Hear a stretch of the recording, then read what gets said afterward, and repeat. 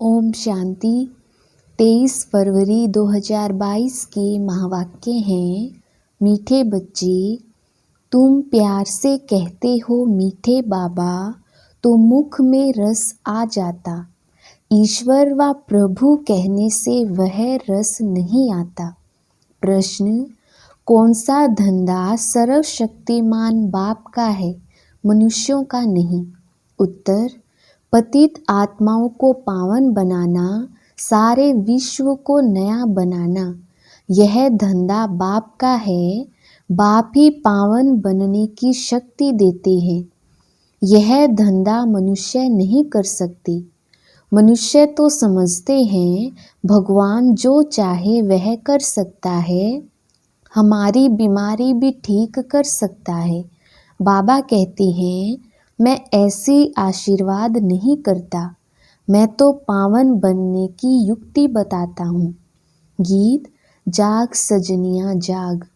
ओम शांति। बेहद का बाप बच्चों को जगाते हैं। माता पिता जिससे सुख मिलने का है, वह आकर अंधियारी रात से जगाते हैं। तुम माता पिता के बच्चे हो, जानते हो हम घोर अंधियारे में थे, अब जाग रहे हैं। यूं तो सारी ईश्वरीय फैमिली है। सारी दुनिया के जो मनुष्य मात्र और यह सारी दुनिया है, यह है गॉड फादर की फैमिली। माता पिता गॉड फादर को कहा जाता है। अब गॉड फादर बिगर अपनी स्त्री के बच्चे कैसे पैदा करे? खास भारतवासी कहते हैं तुम माता पिता, तो यह हो गई फैमिली। वह तो सिर्फ गाते हैं, तुम यहाँ प्रैक्टिकल में हो और गॉड फादर अपनी फैमिली को जगा रही है। जागो बच्चे और बच्चियाँ, अब रात पूरी होती है, अब दिन आने वाला है। गाते तो हैं ज्ञान सूर्य प्रगटा, परंतु अर्थ कुछ समझते नहीं। भल कितने भी वेद शास्त्र पढ़े हैं, परंतु समझते नहीं। जो समझते हैं वह अच्छी कमाई करते हैं, जो बेसमझ होते हैं वह देवाला मारते हैं। बाप कहते हैं, बच्चे, माया ने तुमको कितना बेसमझ बना दिया है।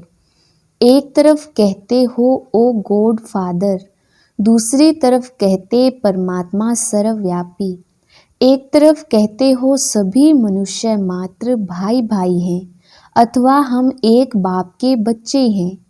फिर कह देते जिधर देखता हूँ तू ही तू, अर्थात वी आर ऑल ब्रदर्स। अब बाप कहते हैं, बच्चे, तुम जानते हो हम आते ही हैं परम धाम से। सभी धर्म वाले किसी ना किसी भाषा में कहते हैं ओ गॉड फादर, तो फादर मदर की फैमिली हुई ना। बाप कहते हैं, जिसको तुम याद करती हो उसका ऑक्यूपेशन तो जानना चाहिए ना। उसने इतनी बड़ी सृष्टि रची, बाप में सारा ज्ञान है। उनको ही ज्ञान का सागर नॉलेजफुल कहा जाता है। कहते भी हैं वह सत्य है, सच बोलने वाला है और सदैव अमर है। अमर कथा सुनाते हैं। अभी तुम जानते हो अमरनाथ शिव बाबा हमको अमर कथा सुनाकर अमर लोक का मालिक बना रहे हैं। जो भी पढ़ने वाले बच्चे और बच्चियां होंगे, किसके बच्चे? माता पिता की। तुम सब पार्वतियां हो, तुमको अमर कथा सुना रहे हैं। आज से 5000 वर्ष पहले पैराडाइज था। सृष्टि का यह नाटक फिरता रहता है। सतयुग त्रेता नए घर से पुराना होता है। स्वास्तिका के भी 4 भाग बनाए हैं। अब तुम्हारी चढ़ती कला है। गाते हैं चढ़ती कला तेरे भाने। सभी मनुष्य मात्र तमो प्रधान दुख से झूठ सतो प्रधान बन जाते हैं। सृष्टि ही सतो प्रधान बन जाती है। परमपिता परमात्मा व सिर्फ ईश्वर कहने से बाबा रस नहीं मिलता। बाबा कहने से वर्षे की खुशबू तब आती जब अपने को बच्चा समझते। हम बाबा के बच्चे हैं। यूं तो सभी आत्माएं बच्चे हैं, परंतु अभी बाप ने यह रचना रची है। कहते हैं पतित पावन सीताराम। सतयुग में लक्ष्मी नारायण नहीं कहेंगे कि पतित पावन आओ, क्योंकि वह पावन है। साधु संत सब गाते रहते हैं। गांधी जी भी गाते थे, नई दुनिया नए भारत में नया राम राज्य हो। हाथ में गीता उठाते थे, क्योंकि जानते हैं गीता से ही महाविनाश हुआ और नई दुनिया स्थापन हुई। गीता है सर्वशास्त्रमयी शिरोमणि, गीता माता। अच्छा, माता का पति कौन? भगवान। वही पतितों को पावन बनाने वाला है। भगवानुवाच कृष्ण को पतित पावन नहीं कहेंगे। मनुष्य तो कभी पतित से पावन बना ना सके। अब तुम मीठे मीठे बच्चे कहते हो आत्मा परमात्मा अलग रहे। कहते हैं महान आत्मा, पुण्य आत्मा। ऐसे तो नहीं कहते महान परमात्मा। फिर अपने को शिवोहम परमात्मा आदि क्यों कहते हैं? पुण्य आत्मा पाप आत्मा कहते हैं, फिर निर्लेप क्यों कहते हैं? तुम ब्राह्मणों ने 84 जन्म लिए हैं। भारत पर ही सारा खेल है। यह शिव बाबा ही समझाते हैं, ब्रह्मा नहीं। ब्रह्मा को तो बैल नंदी बना दिया है, फिर भ्रुकुटी में शिव दिखाया है। शिव की सवारी भ्रुकुटी में रहती है। कोई पितृ आदि खिलाते हैं, आत्मा को बुलाते हैं, वह भी आकर बाजू में बैठती है। आत्मा एक स्टार है, कहते हैं भ्रुकुटी के बीच चमकता है। अब तुम जानते हो यह बेहद का बड़ा खेल है। सेकंड सेकंड जो पास होता है, वह मनुष्य ड्रामा के आधार पर एक्ट करता है।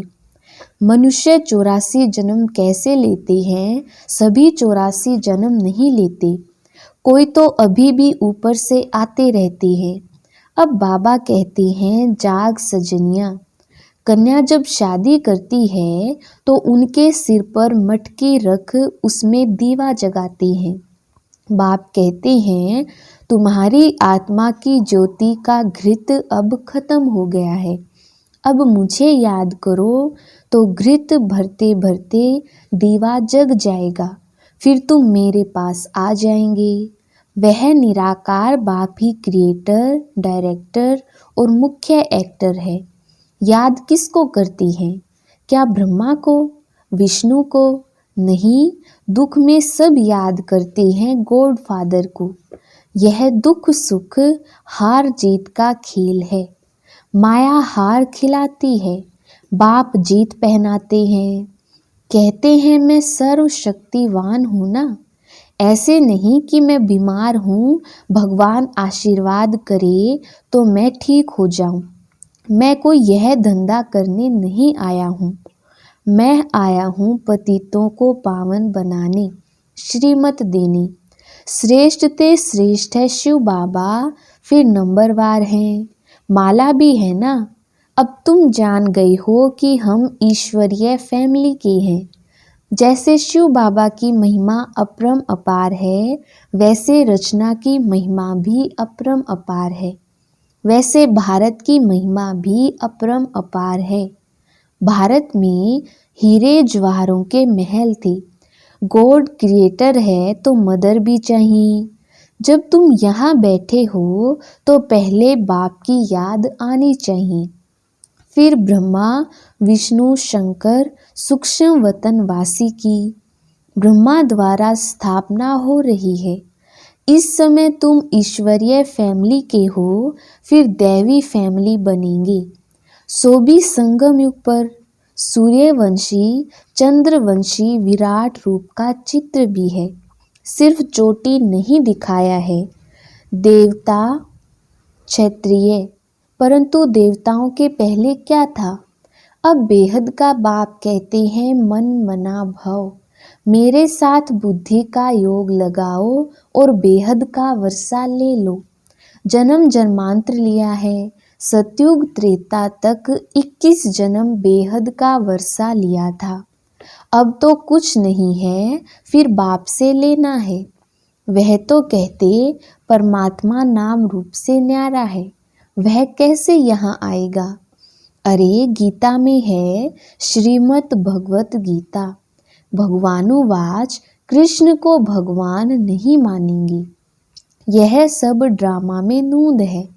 भगवान है निराकार, ज्ञान का सागर। फिर पीछे जो राज्य करते हैं उनकी महिमा अलग है। सर्वगुण संपन्न, 16 कला संपूर्ण। इस समय है सब हिंसक, काम कटारी चलाने वाले।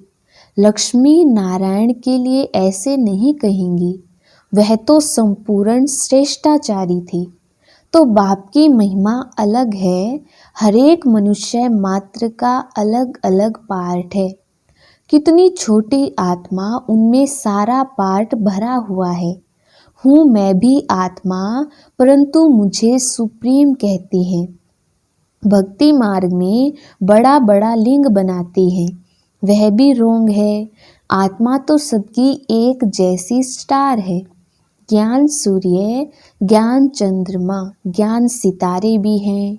ड्रामा में इतने पार्टधारी हैं, हरेक का अपना अपना पार्ट है।